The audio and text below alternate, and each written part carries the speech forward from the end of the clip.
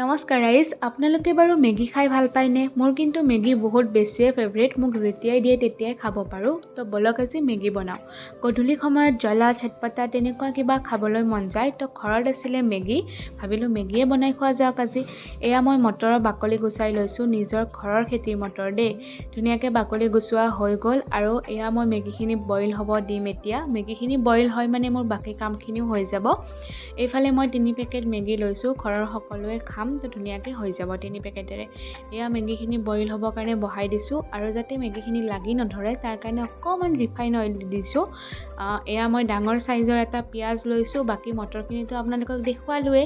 এয়া মোৰ মেগীও বইল হৈ গ'ল। বইল হোৱাৰ পিছত মই এটা পাত্ৰত ধুনীয়াকৈ মেগীখিনি বাকি লৈছোঁ যাতে ঠাণ্ডা হয় আৰু এডাল এডাল হৈ থাকিবও বাৰু, কাৰণ অইল দি দিছিলোঁ বইল হওঁতে। এয়া মই কেৰাহীটোত তেল দিছোঁ, এতিয়া মেগীটো বনোৱাৰ টাইম হৈ গ'ল আৰু এইফালে পিঁয়াজ মটৰ বহাই দিছোঁ। পিঁয়াজ আৰু মটৰখিনি প্ৰথমতে অকণমান টাইম ভাজি ল'ম। আৰু মেগী বনোৱাৰ তেনেকুৱা একো ৰেচিপি নাথাকে গাইজ, মানে সকলোৱেতো জানেই মেগী বনাবৰ কাৰণে, কিন্তু চবৰে বনাই খোৱা ষ্টাইলবিলাক অকণমান বেলেগ বেলেগ।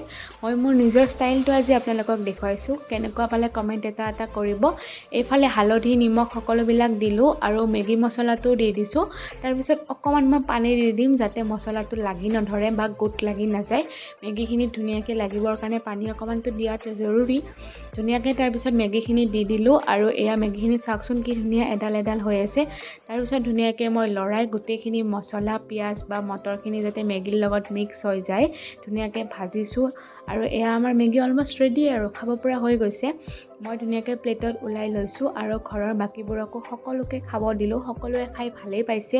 মোৰ কিন্তু বহুত বেছি টেষ্টি লাগিছিল দেই ৰাইচ, মানে বহুত দিনৰ মূৰত মেগী খাইছোঁ আজি। সঁচাকৈ বহুত বেছি টেষ্টিও হৈছিল আৰু মই এতিয়া খাওঁ। আপোনালোকে ভিডিঅ'টো চাই কেনেকুৱা পালে কমেণ্ট এটা কৰিব আৰু চেনেলটো ছাবস্ক্ৰাইব কৰি দিবলৈ নাপাহৰিব। আজিলৈ এয়াই, বাই।